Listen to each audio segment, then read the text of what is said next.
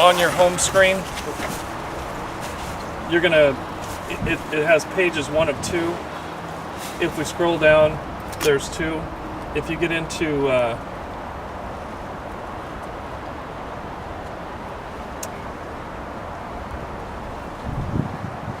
let's see.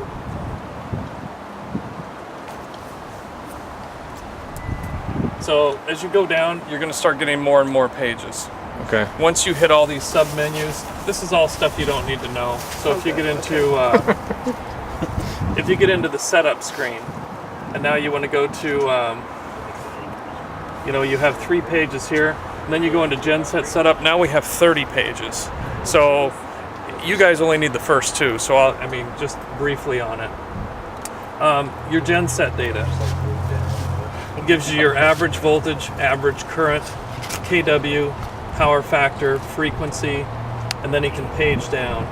Gives him engine hours, coolant temp. This is all the basic stuff when this thing's running or when it's sitting. If he goes into the engine data, that's basically just engine things. Doesn't have anything to do with making power, any of that. It's going to show oil pressure, battery voltage, engine speed. So when he's here once a month, he can just go into those screens while it's running and log all that stuff. Exactly. I'm trying to find. If he goes into alternator data, that's going to give him basic AC functions. Doesn't give you the overall. So there's your line to line. But he can scroll through all of this. The first couple are pretty self-explanatory. If you get into a fault, if you hit shutdown faults, nothing happens. Warning faults, nothing. You go into fault history.